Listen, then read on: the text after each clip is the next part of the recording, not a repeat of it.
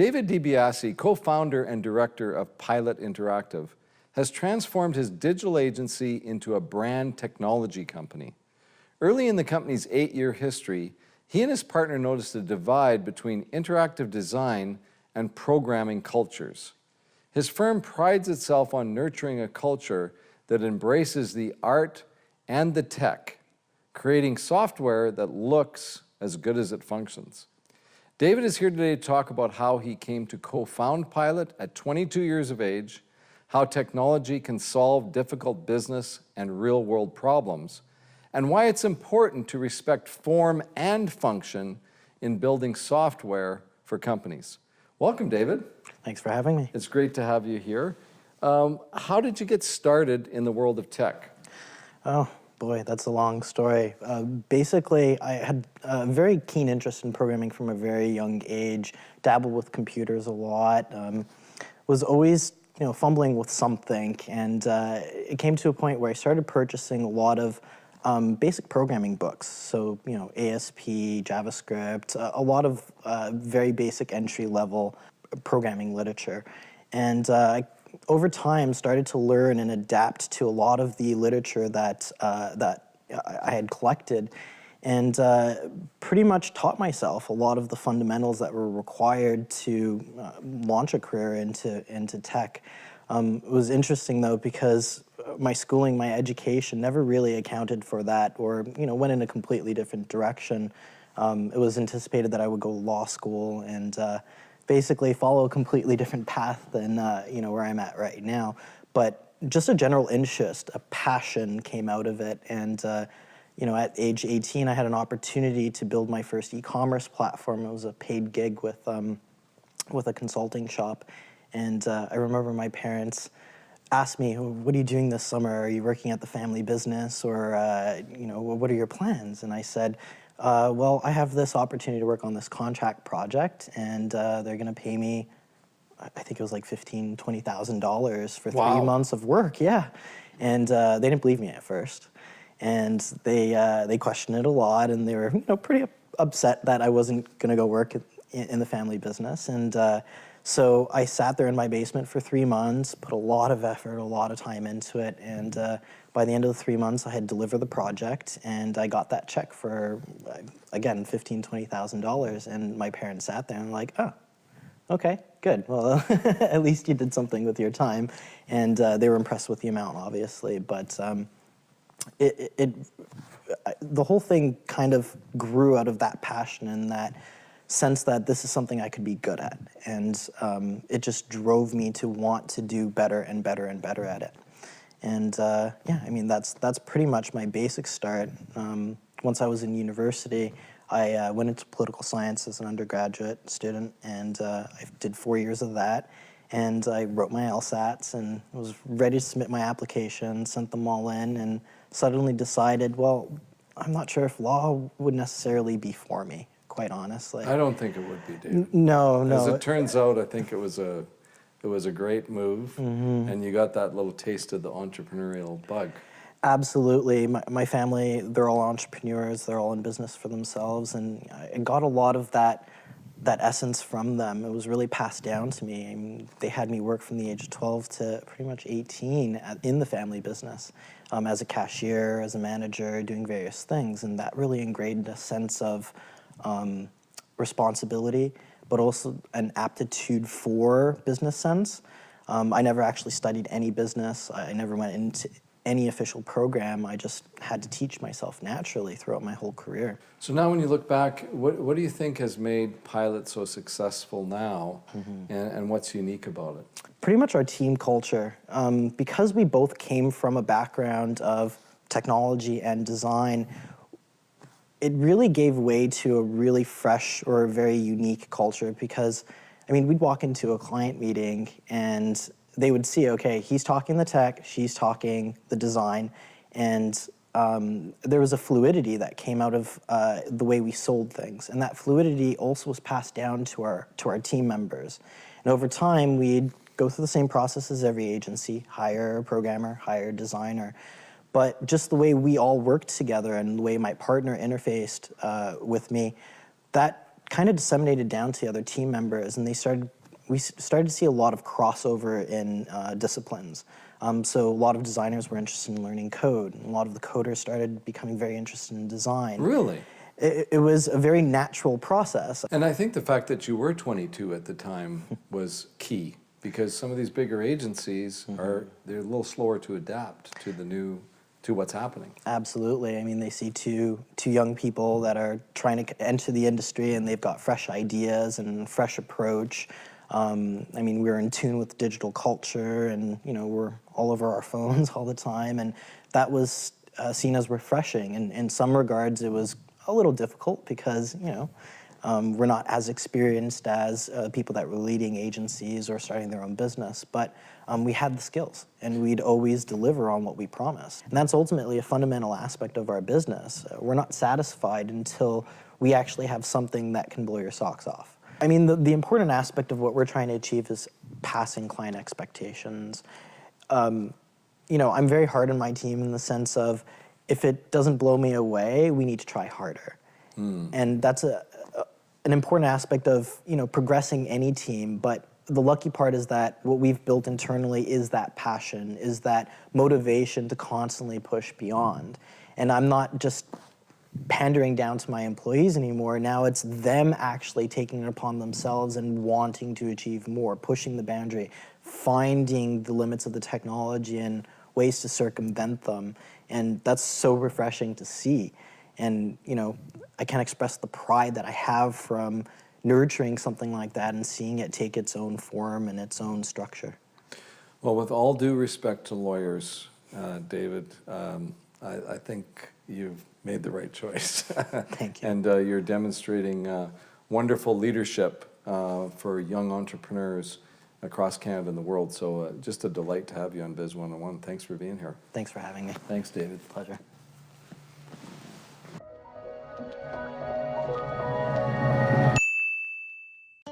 Meet Andre. He's the founder of a new craft brewery. Andre has had early success with his company, but now he needs investors to help him grow his business and take it to the next level. This is where Front Funder comes in. You see, at Front Funder, we approach investing differently. We connect Andre to people like you and Mike, a craft beer enthusiast. By investing in Andre's company, Mike can continue to enjoy his craft beer while owning a piece of his favorite brewery. Then there's Kathy. She's a professional investor looking to diversify her portfolio. She also sees the potential for financial return in Andre's company. So Kathy invests through Front Funder. Front Funder enables you to support businesses you believe in. We screen all of our companies and perform an in-depth review, helping you make an informed investment decision. We make online investing simple and accessible to everyone. Select your favorite company, pay for your shares, and become an owner. It's that simple. An online investment experience from start to finish. You think you know The Brick? Sure, everyone knows The Brick is the place for the guaranteed lowest prices on home furnishings. But do you know how we do it? Buying power, that's how. The Brick has over 200 locations across Canada, with over 7 million square feet of showrooms. That means we buy a lot of stuff from all over the world. And the more we buy, the more you save. The Brick. Saving you more. That's not just a slogan. Saving you more is our obsession. Every time I come in, Chris always follows up with me, always asks me how my service was, if there's anything that they could have done better. He makes me feel really important. You're not going to get treated better. The work done was awesome, but I thought that the personal touch and the service, Chris was always top-notch. We've met new employees, and if I go back the next time, they know who we are. Whenever I take our cars in, I feel like I'm someone special. They treat me extremely well. 5 realtors compete for one listing. I want this listing. Oh, I want the listing. I want every listing. I would love to have this listing. I'm very hungry. Yeah, of course I want this listing. I want all the listings. 5 realtors compete for one listing in seller's market.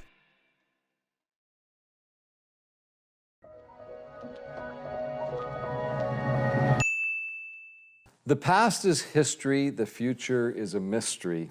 This moment is a gift. That's why they call it the present. Our next guest, Rhonda Victor, is all about the present.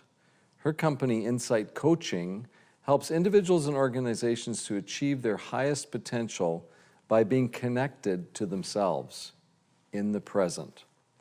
Rhonda is here today to explain what this means, why it's so important, and the top 3 ways to come into the present.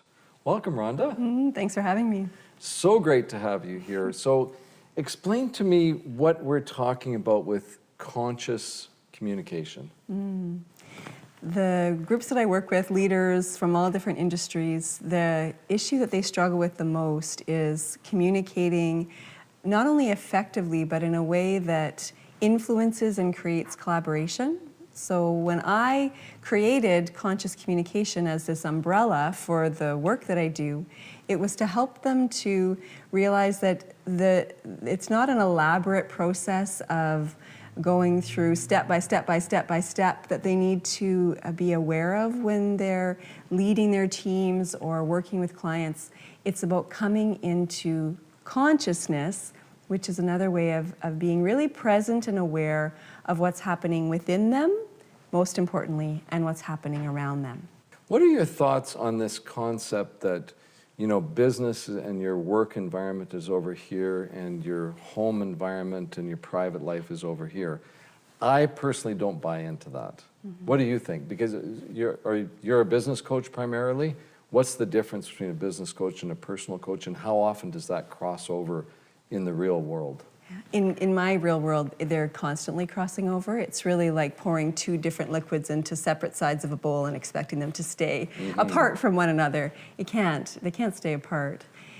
One of the things that people will often notice as we're getting into coaching is that when we begin, they'll have a handful, maybe 3 primary goals that they've set for their business growth.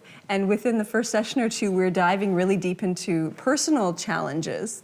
And they quickly realize that when those are addressed, there's this beautiful ripple that's happening in their business life. So as we're addressing one, the other is being absolutely impacted. So even though my work is as a leadership coach, we're getting into the emotional pieces, we're getting into the personal elements and going deeper so that all of parts of their lives can be impacted. So let's get back to this discussion about being in the present. It sounds simple, and I know that for myself, that's something I've quote unquote struggled with. Well, first of all, in my first 20 or 30 years, I didn't even realize I wasn't in the present. So I was just asleep at the wheel.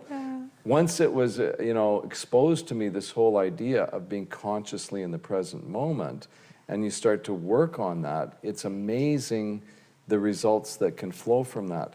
What would you say are can you give us like your top 3 ways that you teach people or coach people how to become more in the present moment? Absolutely, yeah. So there's 3 words that I use, and I use it throughout my practice: breathe, notice, choose. And each of those words really is a step in the process. So those are the 3 that I'd encourage you to play with. So breathe being the first. When we're in an experience of emotional hijack, which happens up to 12 times every hour, it's happening every 5 minutes, we're being triggered by something else. When that happens, the fastest way to return back into presence is through breath. Emotional hijack. Yes. And you're being hijacked, and the hijackers are your own past experiences and things that trigger you. Exactly. Amazing. That's a beautiful way to put it. Okay, so I'm emotionally hijacked. I notice it. Well, maybe I don't notice it. I'm just getting tensed up. So breathe? What do you mean? Yeah, deep, slow breath will reverse the actual hormonal process that's happened. When we're triggered, and it could be triggered with excitement, but most often it's triggered with fear or anxiety about something. When we're triggered, we have this release of hormones that gets us ready to fight, flight, freeze. Right. It prepares us for that. So slow, deep breath will actually reverse that process and help our bodies come back into a calm place so that we can begin to quiet our mind. So I teach all of my leadership clients the Big 10, which is 10 slow in and out breaths, which you can do while you're sitting at a boardroom table or across from a client. If you're alone in your office, you could actually close your eyes and have a more full experience of it, but you can do it. You could do it while we're sitting here having this conversation. It's funny, when you mentioned breathing, I noticed myself breathing differently. But anyway, so breath. Breath is the first. Yeah. Notice is the second. So we need to notice what's actually going on within us. When we're in an experience of emotional hijack, we think we're being very rational, and in fact, we are thinking with our rational brain, but we're using that rational brain with a whole, it's like a whole pitcher of emotion poured over it. So there's a sticky mess over top of the rational brain, and we need to wash that away. So notice I've been hijacked, and in the process of noticing, it'll probably be a physical cue that alerts you. So begin to notice what parts of your body tenses up when you're triggered by something, and that becomes your red flag. So begin to notice your own internal triggers so that you become the one that is consciously choosing. And that's the third element. Breathe, notice, choose. Consciously choose how to move forward in your own time. We often feel a real sense of urgency when we've been hijacked or when we're thrown off. We get this sense of urgency, and we end up making choice too quickly, or we choose in the direction of old patterns that we know, if we were to pause, aren't actually serving us well. So consciously choose. I like to invite people to choose in between the two stuck points. So usually we have the status quo and we have the opposite that we're very afraid of, and we feel like we need to choose one of those. There's always a series of other options in between. So consciously choose between the stuck points rather than choosing one of those old patterns. Very cool. Speaking of time, we're out of it. So I just want to thank you so much for joining us. I learned a lot, and I didn't get triggered or hijacked even once. Thank you for being here. Glad. Real pleasure. Great to be here with you. Thanks, Randy.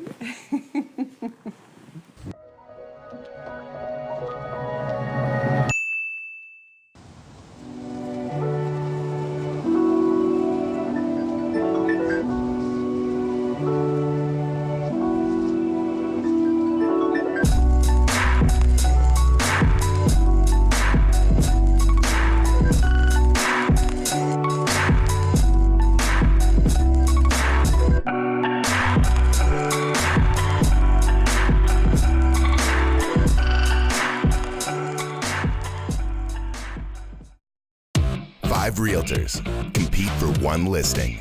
I want this listing. Oh, I want the listing. I want every listing. I would love to have this listing. I'm very hungry. Yeah, of course I want this listing. I want all the listings. The pressure is on. There's only one winner. I'm the best man to sell this house. I'm the best woman for the job. I'm the best of the bunch. I'm very good at real estate. I want to win this whole competition because I'm the best. Five realtors compete for one listing in Seller's Market, a new kind of real estate show.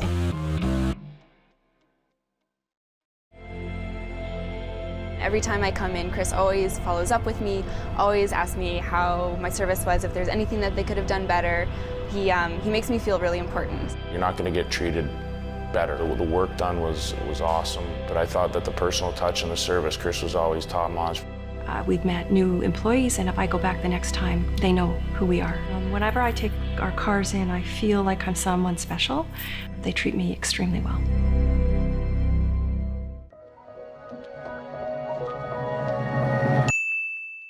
Marcelo Leone grew up in the family business, and through a sudden and unexpected change in family dynamics, found himself out of a job in his early 40s.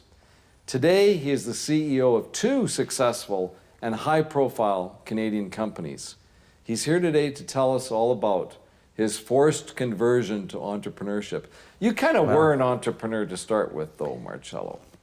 I would say that, yeah. I was involved in the family business ever since I was 13, and lasted till I was about 42. And yeah, so it was a family of entrepreneurship. But it's different when you're basically working for your dad, right? You're working for the family business, so it is a little different.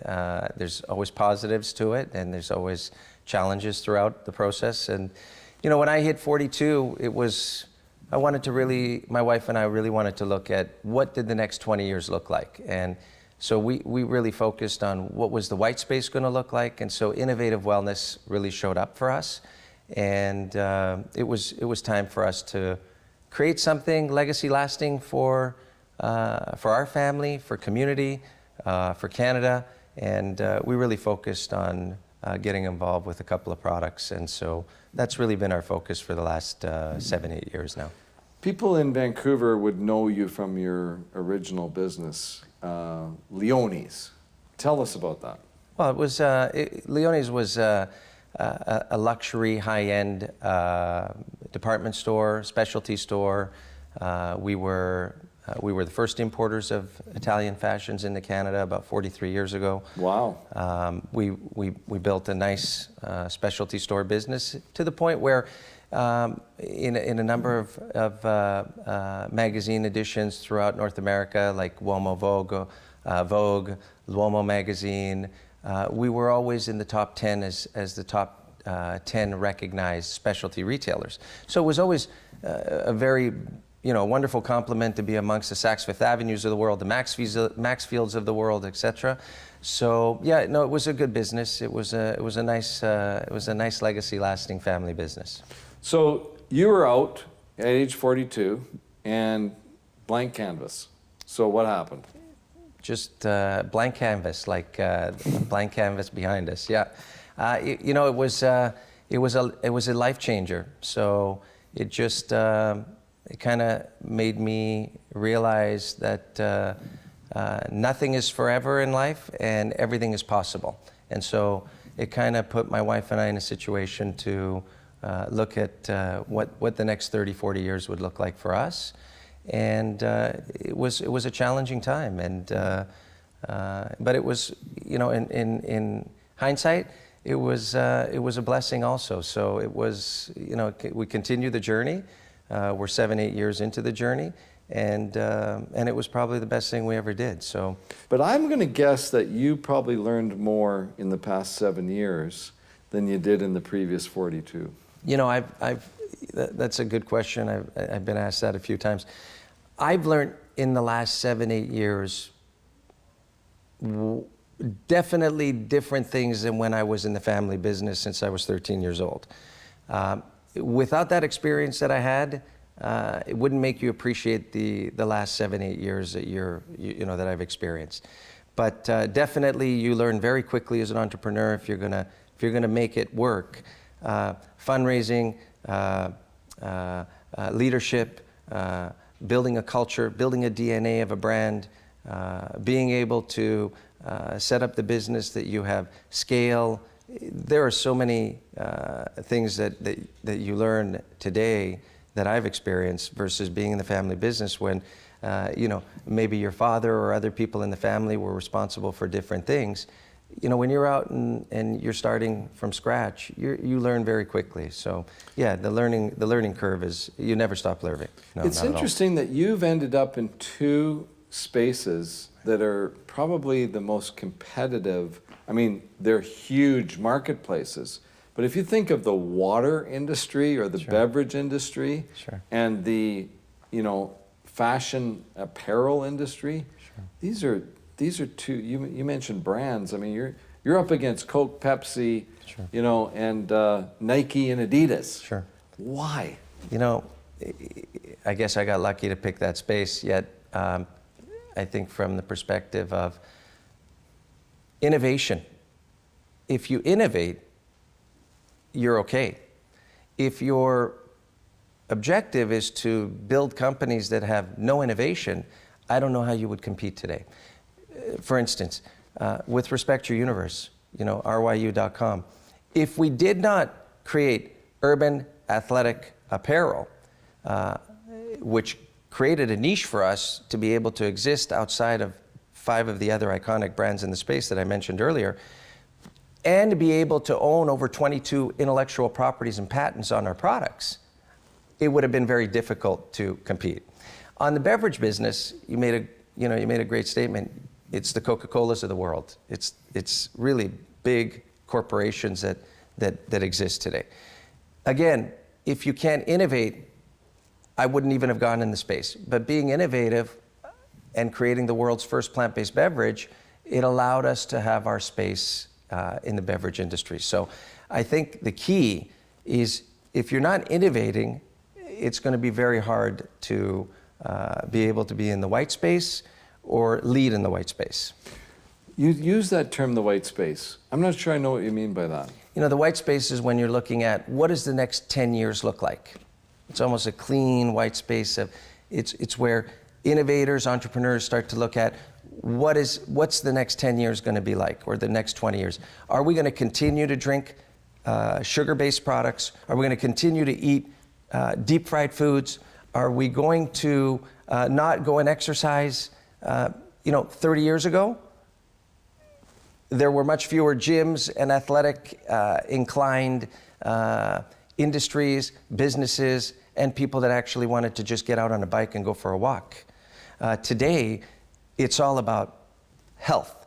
And so when we look at the white space in the next 20 years, we believe that healthy living is the new luxury. And therefore, if I was to be an entrepreneur and a betting man, I want to make sure that I'm in the space that the majority of the people are going to be going towards. It's great to have you on Biz 101, Marcello, and I want to congratulate you on building not one, but two successful companies at the same time. Thanks for being on the show, Marcello. Thank you. Thank you, Randy.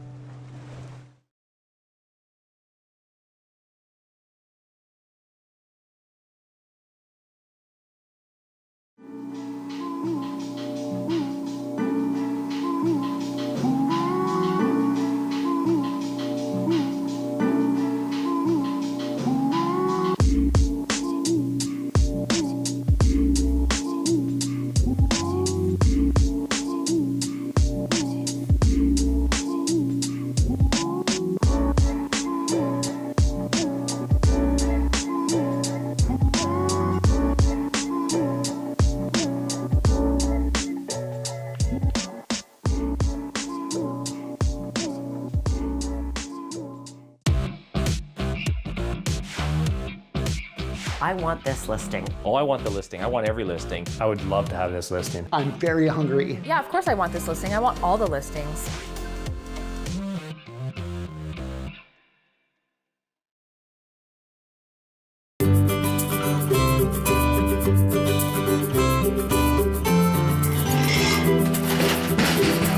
Want help from someone who cares? PDC Chartered Accountants, the approachable guys who care about you and your business.